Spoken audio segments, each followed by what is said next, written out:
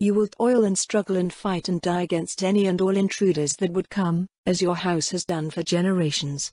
Yet, for all of these efforts, your names become as dust to those that reap the benefits of the peace that you win for their lands."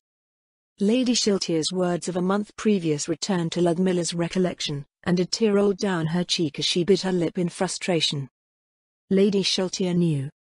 By her words, she knew, and Ludmilla was entirely oblivious to them at the time, replying like some naive child, eager to repeat what she had learned as a diligent pupil. Everyone knew. Everyone but a certain frontier noble. Ah, what was this called again? Being ignorant? A fool?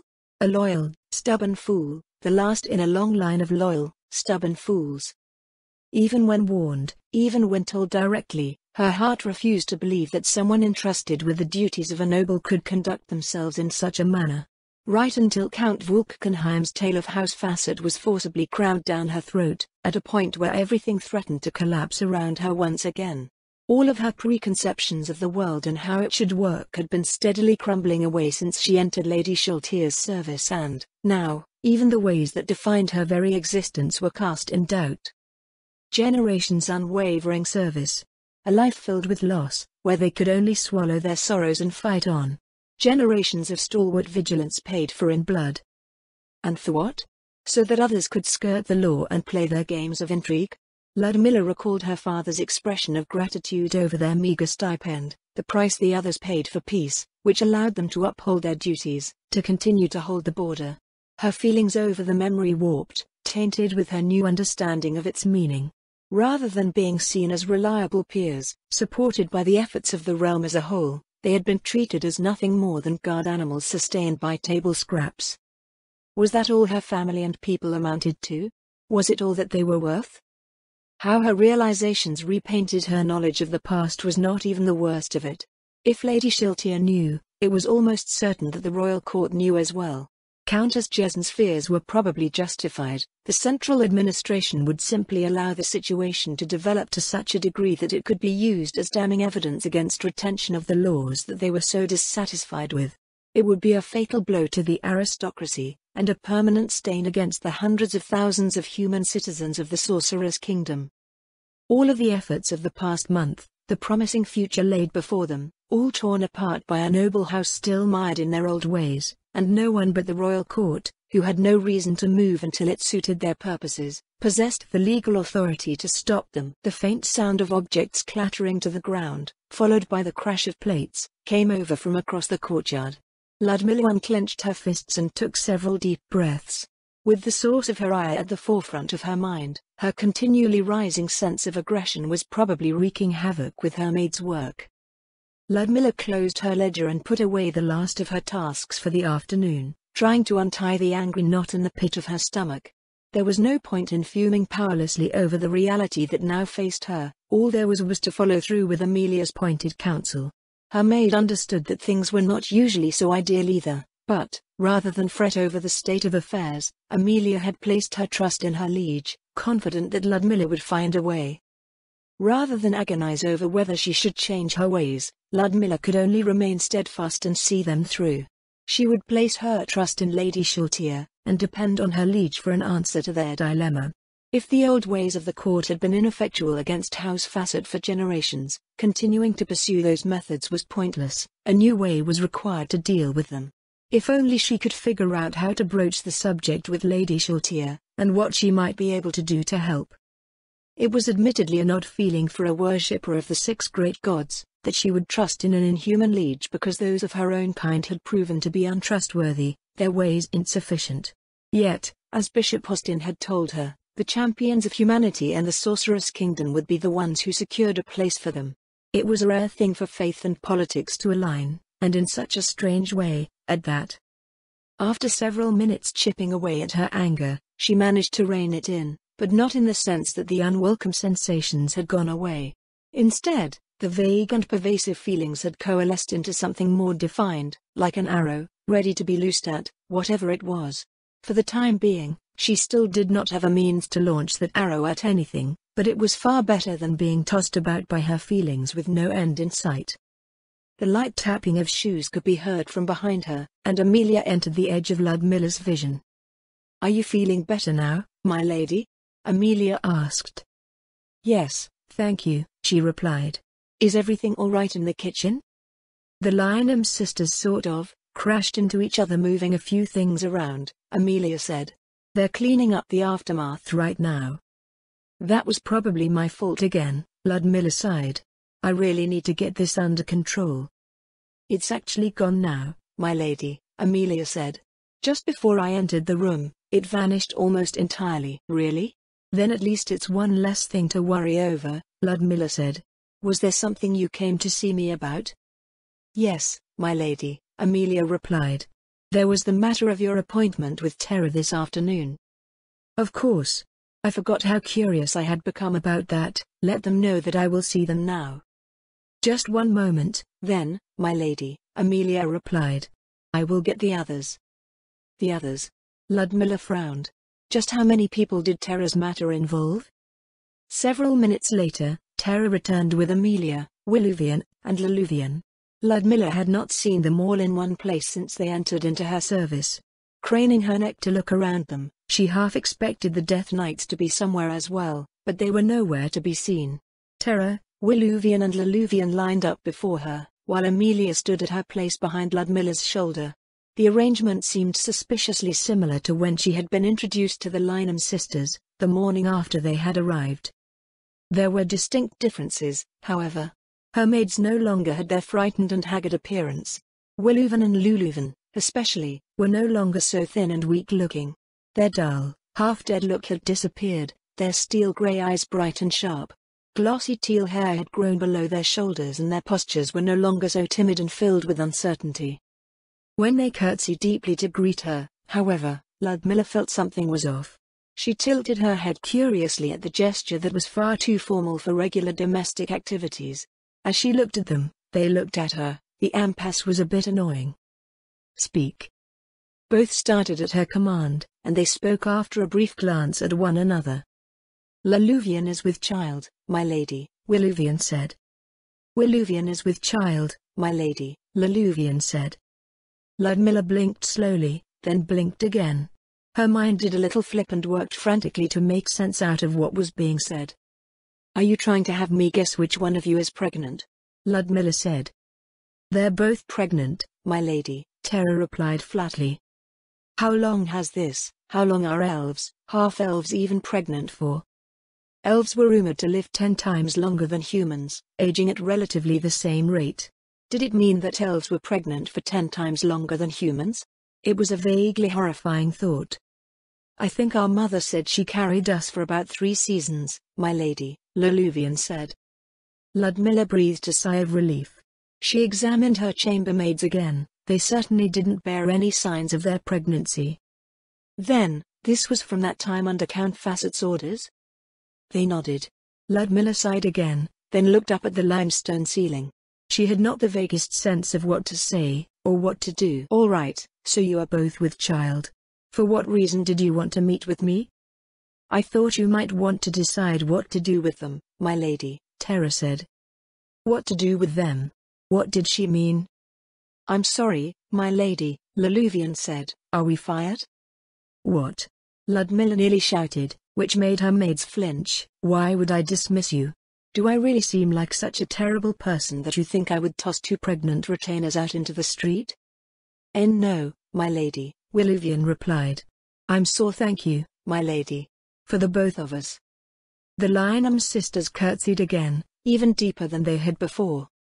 What about their work, my lady? Terra asked. The skeleton labor that they are directing should be able to do most of it, should they not? Ludmilla answered. They might not be able to do some specific things that require their personal attention, but we can bear with it for a month or 2. They may retain their positions, if they wish. Very well, my lady, but what about after? Terra posed another question. What do you mean? They plan on raising their children, but children take a lot of time, work and money. Is it really all right? Based on the projections for domain revenues, Ludmilla told her, funds for food and sundries is hardly an issue any longer.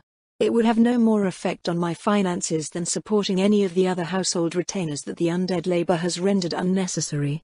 Even if all of you decided to have your own families one day, I would not mind. As for figuring out what to do with the babies when they finally arrive, I suppose we can figure that out when it happens.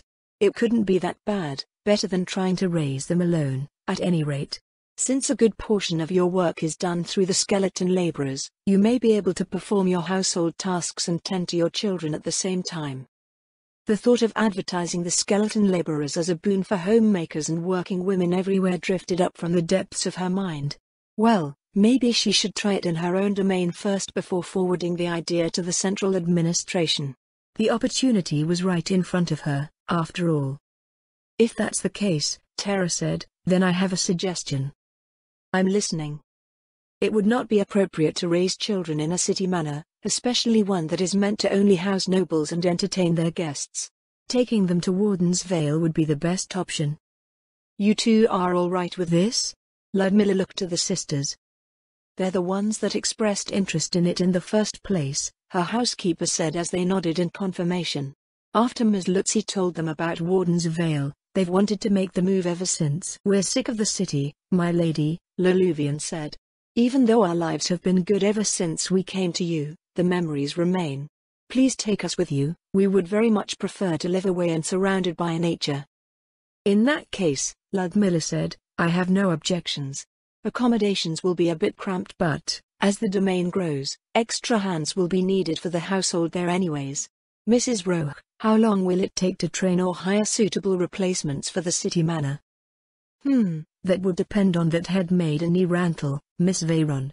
She still avoids dealing with us like before.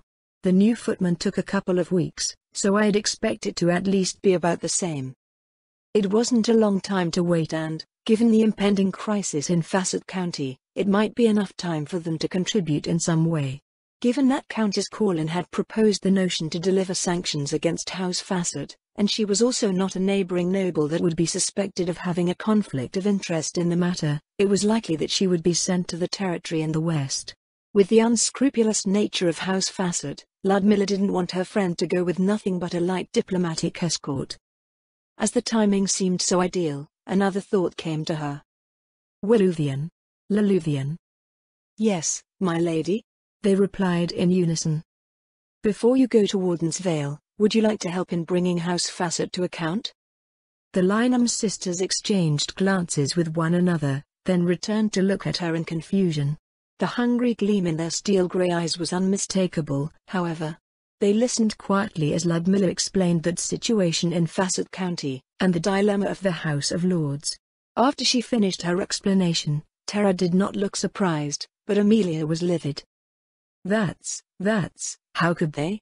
Amelia could not hold back her outburst. Is this what triggered everything this afternoon? Ludmilla nodded and turned her attention back to her chambermaids.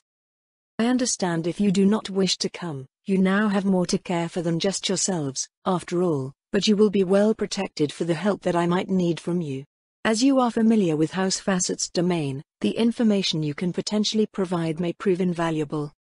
We'll go, Luluvian spoke right on the heels of Ludmilla's words. Both of us will go, doing this will mean so much to us. Our mother should still be somewhere in their county as well, we would like to find her, if possible. That's not something I can promise you, Ludmilla said, as we won't be going there for that purpose. If the opportunity arises, however, I will see what I can do. Yes, my lady, they said. Thank you, my lady. Then we're settled, Ludmilla said. Lutzi, prepare some regular clothing, 10 days worth. I'll have to have this dress cleaned up as well. It will make more sense for me to go as Countess Corlin's lady-in-waiting, since I only have one formal outfit. It should help with my getting around as well, should I need to. Yes, my lady, Amelia nodded, then stopped. Wait, does that mean I will not be accompanying you? That's right. I need you to rectify my lack of a wardrobe here in the city. By the time we get back, it will almost be time for the big event. What does that mean, my lady? Tara's brow furrowed. There will be an official announcement soon, Ludmilla said, so do not let anyone know before then. An event will be hosted by the Sorceress Kingdom in a few weeks, in order to return levels of trade back to where they were before. I would like to be prepared to entertain any merchants or dignitaries that may present opportunities for the domain. Understood, my lady, Amelia said. I will begin preparations to commission suitable garments once I prepare your things and you're on your way. Her lady's maid left to begin sorting out the luggage and the Lynham sisters followed shortly after. Was there something else, Mrs. Roche? Her housekeeper was silent for a minute, looking down at her hands folded in front of her. Can you do this, my lady? She asked. Pardon my saying so, but noble houses like Facet do not evade the justice of their liege by being careless or stupid. I don't know, Mrs. Roche, Ludmilla said. But the future holds too much promise to allow their legacy to ruin everything. I will do everything that I am allowed to prevent this, because I know that the royal court will show no mercy if it's decided that House Facet represents an unacceptable risk inherent to the entire aristocracy. Repaying grace with spite, as Lady Sheltier once told me, His Majesty's favour has flowed freely from his hands. I will not allow anyone to spit in them. Ludmilla rose from her seat, leaving the drawing room to head towards the entrance of the manor. For once, she did not curiously glance into the letter room. Where are you going, my lady? Tara called out after her. For a walk, she replied. I need to sort out my thoughts, perhaps I'll visit the gardens. There's no need to call for anyone, I'll be taking one of the footmen along as an escort. Stepping outside, Ludmilla discovered that the sun had already disappeared behind the nearby wall. Motioning to one of the Death Knights, who fell in step behind her, she walked out into the street and took a deep breath of cool air. She could see several other nobles in the surroundings, accompanied by their servants. It seemed that she was still the only one amongst her peers who used the undead as a part of her household. She recognized several familiar faces from earlier in the afternoon. It appeared that the meeting of the House of Lords had recently dispersed, so she decided against heading to the gardens and headed towards the Corlin Manor instead. Surely enough, as she walked some distance past it and along the route to the Wagner Manor, she came across Clara. Her friend was being attended to by her lady's maid and 2 footmen. Countess Corlin's weary-looking expression regained a bit of energy as she registered her friend's approach. Lady Zaradnik, she put a smile on her face. Are you feeling better now? Yes, thank you, Lady Corlin. Ludmilla replied. That feeling you described earlier hit me a lot harder than I expected it would. I'm so sorry, Clara said. I said it right before I called over Count Vulcanheim too. I should have known it would run you over like a wagon full of barrels, considering how you are about these sorts of things. I think I will be ready for it from now on, Ludmilla said, but we share much in common on that front. What do you usually do about it afterwards? Who knows? Scream at the walls in my office, maybe. She couldn't imagine her gentle friend doing such a thing. Then again, it was an awful feeling. I would pay to see that, Ludmilla said. You would not be able to afford it, Clara returned. They could only keep their straight expressions for a few seconds before bursting out into light laughter. Ludmilla joined Clara as she continued walking home. Clara's servants glanced sidelong at the Death Knight as it joined them, but they continued to follow their mistress over the scrubbed cobblestones. What were the results of the meeting? Ludmilla asked. There is a fairly long list of things, Clara answered, but we had difficulty coming up with something that could really hurt them. Facet County has mostly depended on the highway, and its legitimate industries are unaffected for the most part. Most of their other incomes come from their other activities, which they would dare not resume in their territory under the watchful eye of His Majesty's servants. So you weren't able to think of anything else that might be compelling? Unfortunately, no. Clara shook her head. The list is effectively the rest of us wagging our collective finger at them. An embargo on their exports in our own respective fiefs, refusal to trade with them directly. They will not need us to survive, though. They can conduct business through the city and with the other nations whenever their merchants start to visit in earnest again. What other plans have the House of Lords set into motion, then? Pray to the gods? Clara let out a hopeless noise. We incorporated Count Vulcanheim's olive branch, but everyone knows that it is unlikely to produce a favorable outcome. I have been tasked with delivering this useless missive. Wagner and Gonnier are coming along as well. I would very much love to have you with us. Maybe you could scare them into compliance or something. Of course, Ludmilla smiled mirthlessly. It may be that I can. Hey. Number 6, you're out of formation. Sheltier's voice was magnified out of an enchanted loudspeaker held in one hand before her.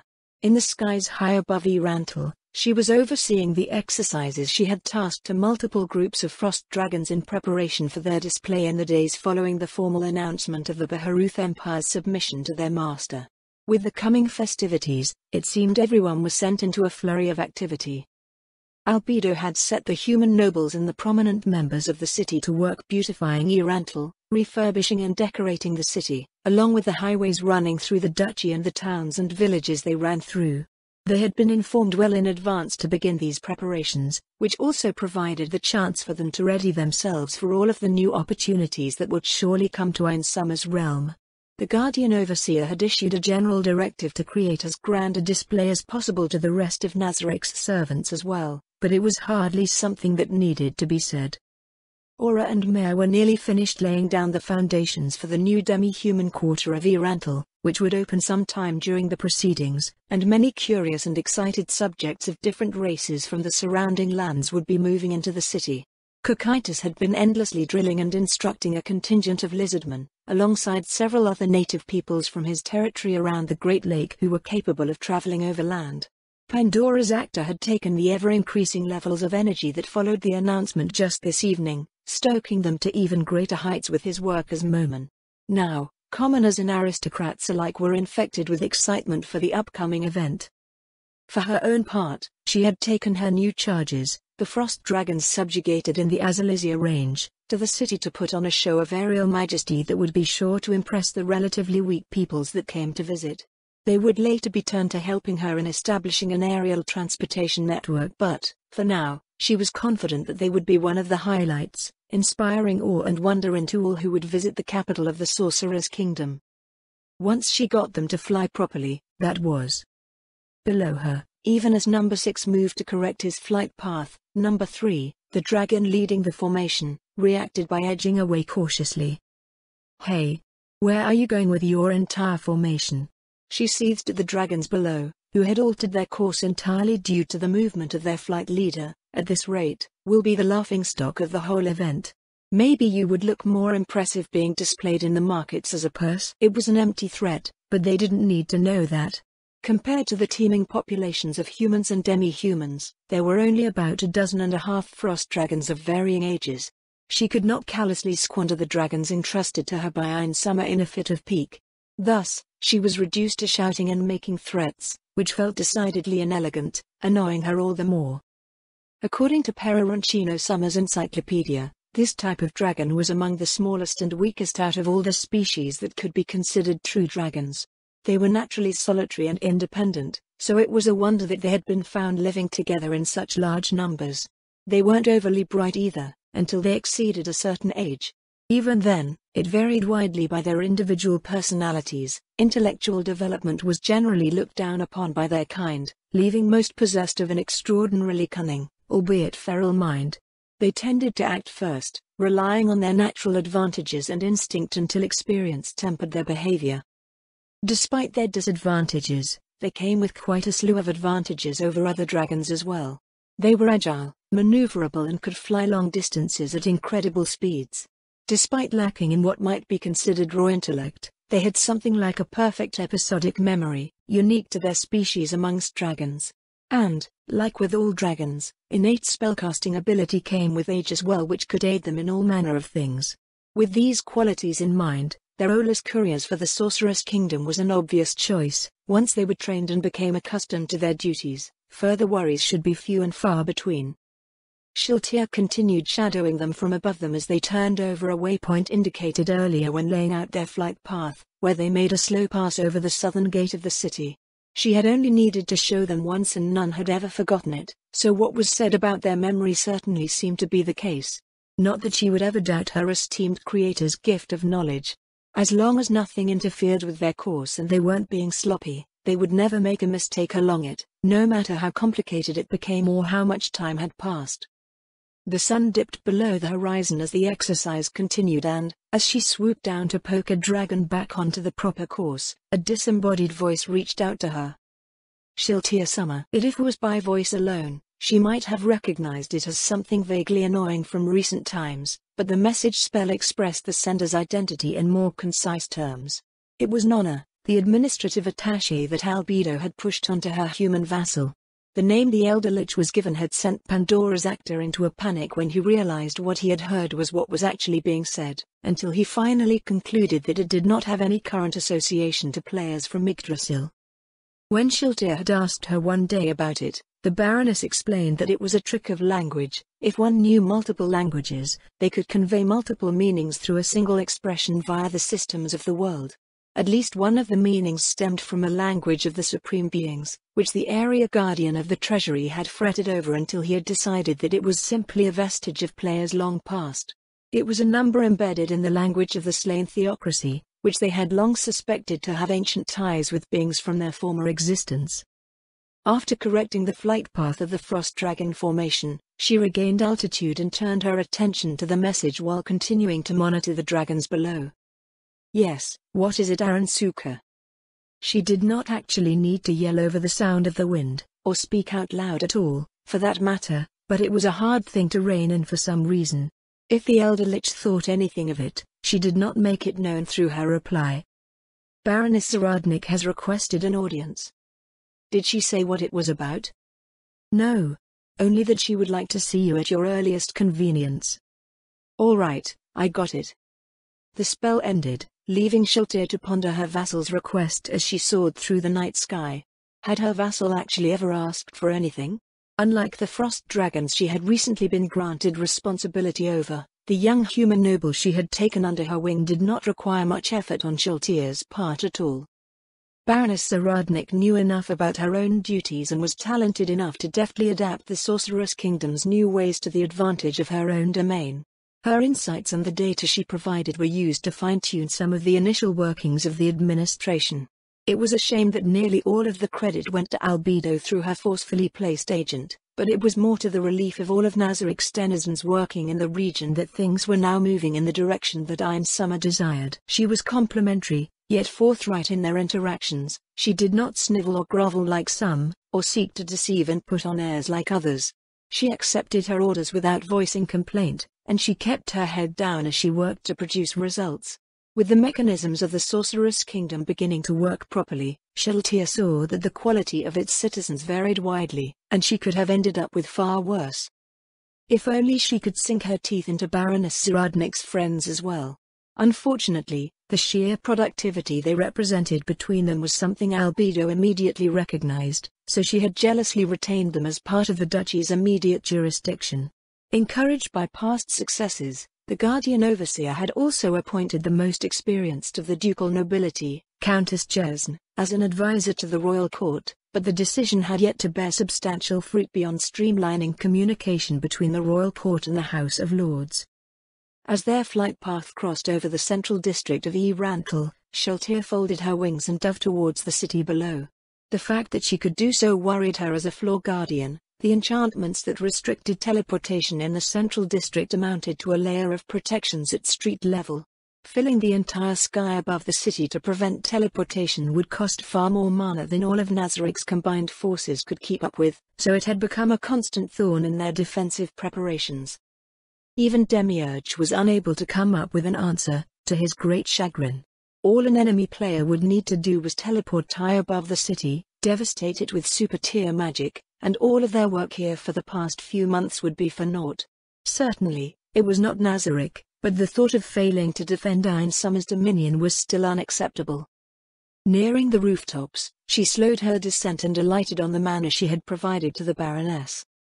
"Leave us," she said. "Do not come back until I have departed." The Hanzo guarding the roof shimmered into view, bowing deeply before it leapt away towards a different building. She looked around for a moment before, satisfied no one was trying to observe her, she dropped down into the courtyard below. Her plated boots made a light clink as she landed on the stones of the patio, and a head peeked out from one of the rooms in the hallway in response to the sound. Baroness Ludmilla Zaradnik came out into the hallway and quickly made her way towards the courtyard. She was not in the green dress that she often wore around the city, instead wearing a more casual outfit that Shiltir had seen her in as she ran around her domain overseeing its development. The young noblewoman had changed slightly, growing in the strange way that these humans did. Her dark chestnut hair was a little bit longer, and the features of her face had become a little bit more refined. It seemed that she had grown slightly taller as well. She was the same height as Yuri Alpha now. "I hope the evening finds you well, Lady Shiltir." Her head dipped low in front of her as she curtsied in greeting. "Thank you for taking the time to answer my request." "I take it you wanted to speak to me in private about something?" Shiltir said. "Something you did not want the Prime Minister to know about?" "Yes, my lady," the Baroness nodded. "I have instructed my household to not interrupt our discussion. Please, this way." Shiltir followed her up the stairs and into her solar. With the Baroness' talent providing her with the awareness of her liege's nature, it was a bit of a curiosity how remarkable her vassal's mental fortitude was. Knowing what she was, the last thing most people would want to do was invite Shiltir into their bedchamber. At first, Shiltir wondered how she would deal with a human with true sight. Surely they would spend all of their time screaming and crying and soiling themselves when presented with her appearance. While admittedly amusing at first, she decided it would quickly become tiresome. The Baroness, however, barely reacted with any aversion at all, and it had taken just a day before all traces of it had vanished. She waited as the Baroness checked each window to ensure that they were closed and the drapes drawn tightly. Silence. She layered the room in an enchantment which would block all sound from passing. Darkness. She directed a thin film of pure darkness to line the walls. All appraisal magic item. The last thing she needed to do was ensure there were no magic items in the room that were capable of monitoring them in some way or assisting in scrying attempts that would normally be defeated with the countermeasures over the central district.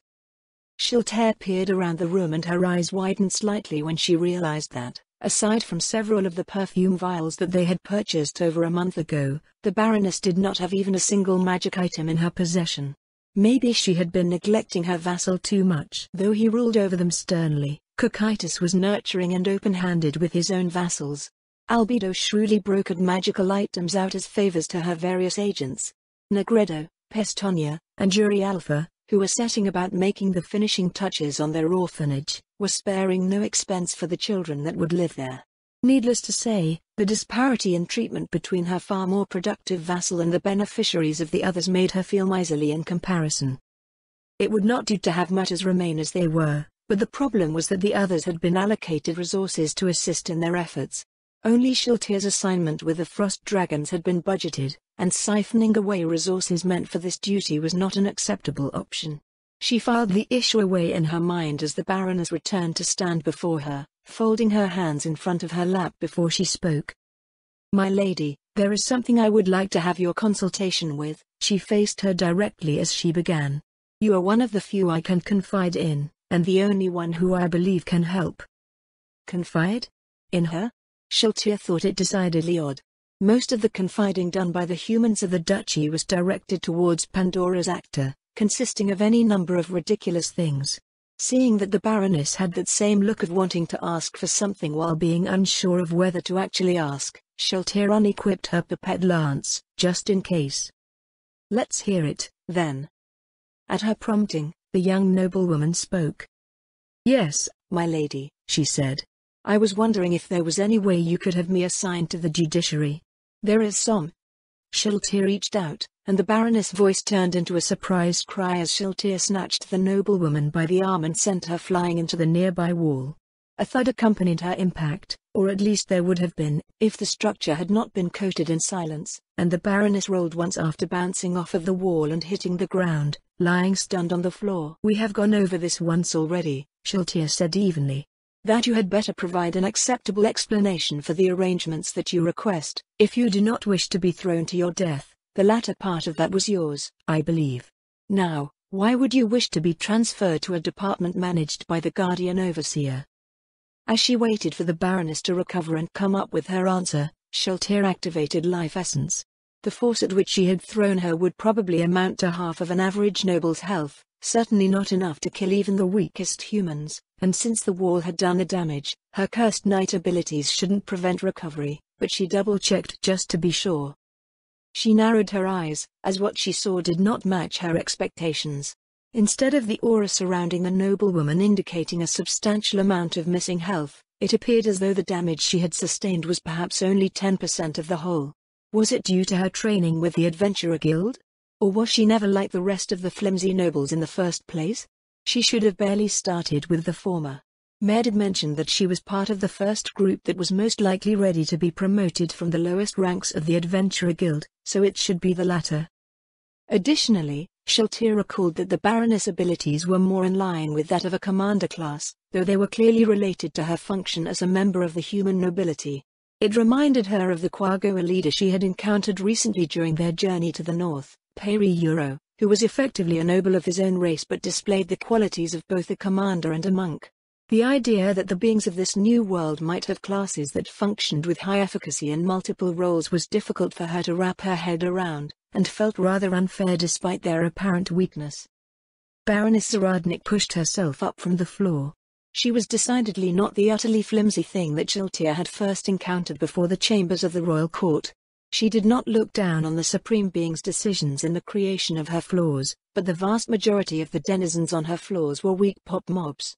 With most of Nazarik's defenses set to save on maintenance costs, the resources available to her were even more scarce.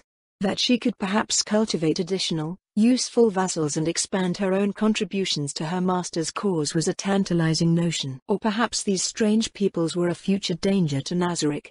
So far, they had encountered a handful of what barely qualified as mid-level individuals in their short time here, so surely higher levels must exist somewhere as well. So far, most of these mid-level beings had been discovered by Demiurge in his assignment beyond the borders of the Sorcerer's Kingdom. He speculated that they regularly possessed strange job and racial classes that did not exist in Yggdrasil, and thus were to be studied carefully while things were still well under control. The Guardian of the 7th floor was currently in the process of weighing and measuring the pros and cons of retaining them, so it seemed prudent for the other Guardians tasked with oversight in various parts of Einsummer's dominion to follow suit. Baroness Zaradnik returned to stand before her again, straightening her skirts as she appeared to reflect on what to say. Her steadfast disposition remained. Unlike most other humans Sheltia had observed, it was not simply a mask that she wore on her face to hide her true feelings, nearly everything about her exuded it. "My lady," the Baroness said after some time, "an issue has recently come to my attention, stemming from one of the territories in the west. The House of Lords desires to be proactive and show to the royal court that they respect the spirit of His Majesty's laws, but those same laws prevent us from directly acting against those not under our authority. They have taken measures to express their collective disapproval to the offending house but, at the same time, they know that it is most likely a fruitless gesture." "I understand what you are saying so far," Sheltia replied, "but I fail to see why this is a problem. Once it is reported to the royal court, it will be but a straightforward investigation for the servants and the judiciary." "Yes, my lady," the Baroness replied, "it is something that I would have done without question." "Would have?" Sheltia arched an eyebrow. "I am perhaps the last person that should be saying this, Aaron Sugar, but subtlety is not your strong point. I find you more agreeable when you are being straightforward. Why must you step around lightly when it comes to this particular problem, Aaron Suka? Why does the House of Lords need to as well, for that matter?" "There is an impression that several members of the royal court are dissatisfied with portions of the law that His Majesty has adopted from Reistais, my lady," the Baroness answered. "The nobility fears that the actions of one will reflect poorly on the others, that it will be used as justification for the law to be amended or changed entirely. That their birthright, the generations of development and tradition that went into raising their houses and fiefs could be taken away from them through no fault of their own." This much was true, at least. Both Demiurge and Albedo had expressed discontent with the laws adopted from Reistais. It did not sit well with them that Einsummer's power could be legally kept in check by the royal court and by the letter of the law itself. That same law protected nobles from direct actions without proper justification. In truth, they wanted to get rid of nearly all of it, but had only discussed several points in order to see how the humans would react. A few of the NPCs, herself included, had concluded that Einsummer's insistence on just cause for their actions was to prepare them for their eventual management of these peoples, but many others did not, could not see it that way. Aside from the one human advisor, the royal court currently consisted of Nazarik's denizens, so this was generally tolerable for the time being. The administration would, however, by necessity grow as the Sorcerer's Kingdom's influence inevitably expanded, and the law included both those that would enter the royal court and the House of Lords as participants in the creation of new legislation and the amendment of old laws. The collapse of Rheostais was currently being engineered by Albedo and a few collaborators. If the kingdom was absorbed, it would result in several thousand noble houses entering the administrative system, all subject to those same laws. The Guardian Overseer was one who was accustomed to having singular authority over Nazaric's denizens on the behalf of the Supreme Beings, so sharing any sort of power with what she considered livestock and vermin would be an affront to her sensibilities. The primary stipulation that accompanied the terms between the Sorcerer's Kingdom and the Baharuth Empire was one of the results of this dissatisfaction with human laws, the creation of a new imperial law to recognize the absolute nature of the Sorcerer King and the Sorceress Kingdom's representatives. Considering how readily the Empire had accepted, the royal court now considered the benefits of having Rheostais subjected to the same terms. It would reduce direct administrative burdens, and compartmentalize all future problems into bite-sized pieces that could be dealt with on a state-by-state basis. It also made it so that any new states would have to operate within the framework of their own laws, and benefit from none of the sorceress kingdoms as Erantl's nobility had. What the Baroness said about the nobility having limited avenues to pursue was true as well. Just as Ein Summer had forbidden the denizens of Nazarick from fighting one another, so too could these human vassals not go to war between themselves for any reason. Albedo probably understood this, waiting for an opportunity to pounce on something major enough to warrant the changes that she desired. Baroness Zaradnik also thought it was important enough to risk saying what she had. "So your solution is to work under Albedo as a part of the judiciary," Shiltir said. "To hold the authority to intercede before these fears have the chance to become reality." "Yes, my lady," the Baroness replied. "It seemed the most direct way for me to attack the problem." "So you would leave me to enter under Albedo's service, Aransuka," Shiltir said with a frown, reflecting on her thoughts from before. "Have I really been so terrible to you?" "What? No." Baroness Zaradnik fell to her knees, lowering her head. "I have nothing but gratitude for your favor, my lady, and I would like nothing more than to remain in your service. I was thinking more along the lines of an official appointment, or something. I am unfamiliar with how the judiciary is organized now." "Oh. Well then," Shiltir let out a sigh as her irritation dissipated. "In that case, you need not even go so far. I have all the authority required to carry out what you appear to be asking for." In a rare moment of visible confusion, the Baroness looked up. You do?" "I do," she answered. "But first, you should tell me everything about this problem that vexes you so." Turning the seat in front of the Baroness' dresser mirror, Shiltir sat down and reached into her inventory, drawing out a fresh memo pad. She had been using them recently and already had two others. The first was filled with notes related to her beloved master. The second was to help sort out her thoughts surrounding the organization of the Frost Dragons. The one she held with its green cover she decided to use for her human vassal, as she was prone to burying Shiltir in lengthy explanations whenever a topic that struck her fancy arose. As the Baroness spoke at length, however, she did not write anything into its pages and felt a bit of disappointment at how trivial the problem seemed. "This is stupid," she finally said after over an hour of back and forth to ensure she understood the details completely. "It is certainly not anything that I would need to worry about acting against. You are most likely correct that your dilemma will work in favor of Albedo and Demiurge's case to amend the laws. Arinshu, an example of how you nobles cannot even be trusted for your own good. Arinshu." Baroness Zaradnik's expression wilted. Shiltir frowned in thought, struggling with the uncomfortable idea that it was somewhat similar to how the other NPCs must have felt when she herself had failed Ein Summer so catastrophically. Except Ein Summer was a kind and merciful master, Albedo would ruthlessly exploit the state of affairs to her fullest advantage while looking down on everyone with a sense of smug superiority. The humans would be unable to do anything about it no matter how far things spiraled out of control, short of acting illegally. Doing so would also work to Albedo's advantage. They were trapped either way. But would this be according to the will of Ein Summer? Shiltir felt that it was not the case. Both she and Pandora's actor had come to tentatively grasp perhaps a few of the reasons their master had chosen to do things the way that he did, and this turn of events would reverse the progress that had been made. Certainly, they could continue to function with the changes enacted so far, assuming things didn't collapse entirely, but that did not matter. If their master was disappointed in the results, then there was no worth in anything they accomplished.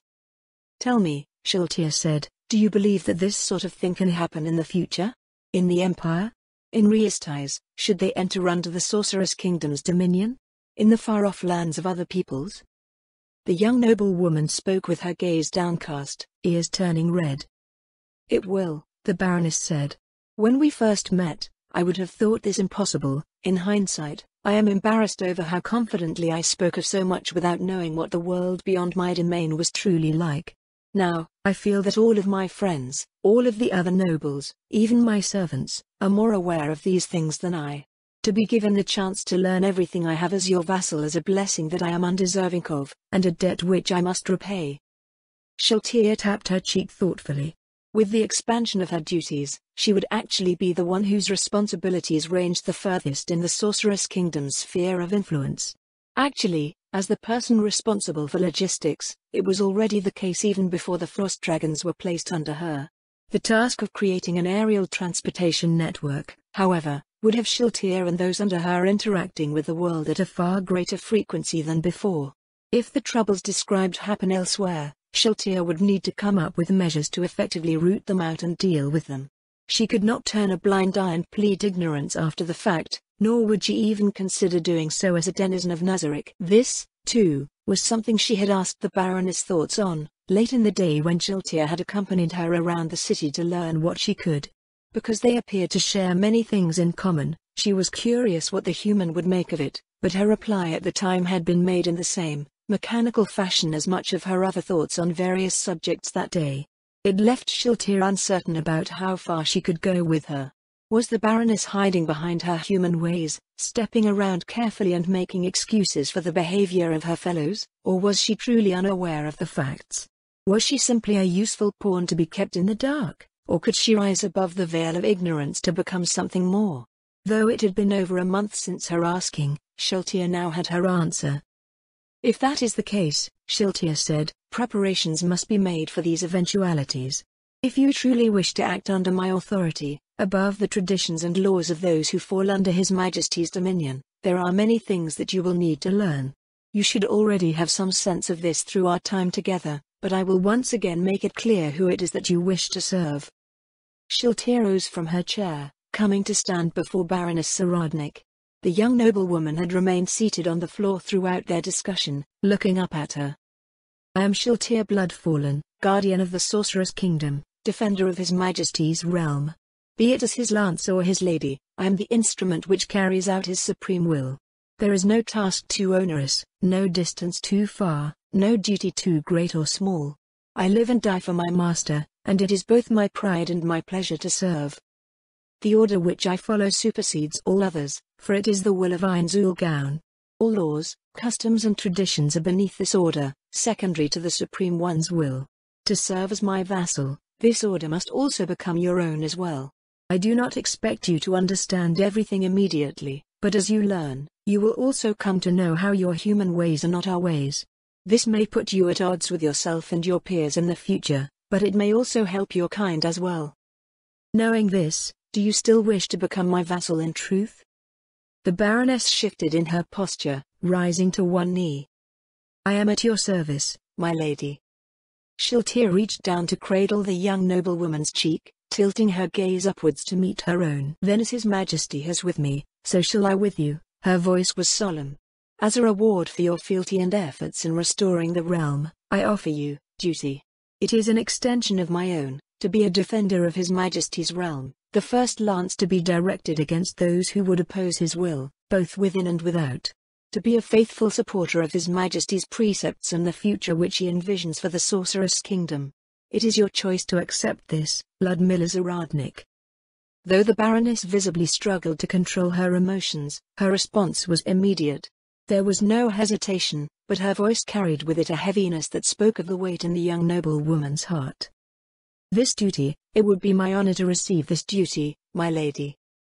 She peered at the Baroness, looking into the eyes that reflected her own crimson gaze in the darkness. Behind the tears which gathered was something that Sheltia had never seen before in the young noblewoman, a flame that burned with desire, no, need. Memories of the short time together with her charge brought with them the understanding of why she displayed the raw passion which was entirely uncharacteristic of her usually reserved self. Much like the denizens of Nazarick, duty defined her purpose. Without purpose, existence was meaningless. It was disturbing how her circumstances vaguely mirrored Shaltir's own, but she had never failed as Shaltir had, never brought shame to herself and her peers.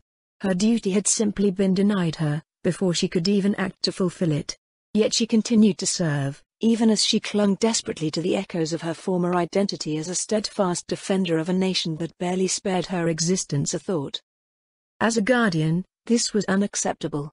As her new liege, it was Shaltir's place to rectify this matter.